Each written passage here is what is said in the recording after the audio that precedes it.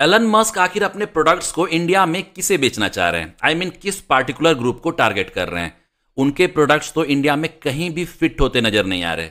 फिलहाल अपनी car Tesla को लॉन्च किया है इंडिया में, और इस साल के अंत तक अपनी इंटरनेट सर्विस स्टारलिंक को भी लॉन्च करने वाले हैं।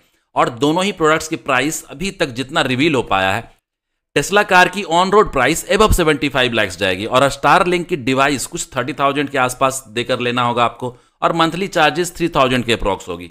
अब इस प्राइस रेंज में इंडिया में किस पार्टिकुलर ग्रुप को ये अपने प्रोडक्ट्स बेच पाएंगे, ये थोड़ा समझने की बात है। ऐसी बात भी नहीं है कि इंडिया में महंगी कारें नहीं बिकती, पर इलेक्ट्रिक व्हीकल इतना महंगा वो कितना सेल कर पाएंगे, ये देखने की चीज़ है। अगर इतनी महंगे इलेक्ट्रिक कार्स इंडिया में बिक ही रहे होते तो फिर EV6 और आयोनिक 5 रोड पर क्यों नहीं दिखते। एक मोटा रॉ डाटा मैं आपको बताता हूँ, पार्टिकुलरली अमेरिकन ब्रांड्स को लेकर। जिस भी अमेरिकन प्रोडक्ट्स का अमेरिका में जो रेट है, उस रेट से अगर महंगा इंडिया में लॉन्च किया तो वो इंडियन मार्केट में नहीं टिक पाएगी, और उसे इंडियन मार्केट छोड़कर भागना पड़ेगा। अब आप कहोगे कि गवर्नमेंट के टैरिफ बहुत ज़्यादा होते हैं, 100% टैरिफ इंडिया लगाता है, इस वजह से प्रोडक्ट्स महंगे हो जाते हैं। ये जो टैरिफ की जंग चल रही है ना, ये मसला दो देशों के बीच का है, इससे जनता को कुछ लेना देना नहीं है। अब अमेरिका से कम रेट में इंडिया में लॉन्च करने के लिए आप क्या पापड़ बेलोगे, ये आप जानो।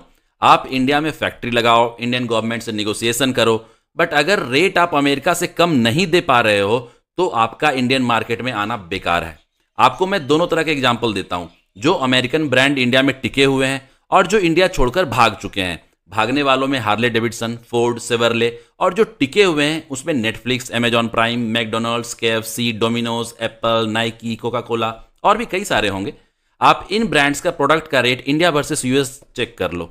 जो ब्रांड इंडिया में टिक नहीं पाए, उन ब्रांड्स के प्रोडक्ट्स का रेट अमेरिका में कम और इंडिया में ज़्यादा था, और जो इंडियन मार्केट में टिके हुए हैं उनके प्रोडक्ट्स के रेट अमेरिका में बहुत ज़्यादा और इंडिया में बहुत सस्ते हैं। फॉर एग्जाम्पल आप नेटफ्लिक्स उठा लो।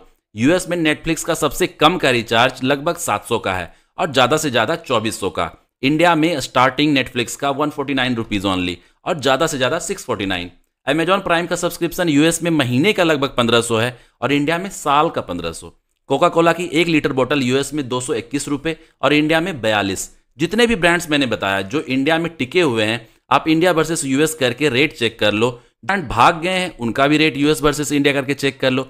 ये सारे अपना प्रोडक्ट्स इंडिया में US के कंपैरिजन में बहुत महंगा लॉन्च किए थे, और इंडियन मार्केट ने उन सबको बाहर का रास्ता दिखा दिया।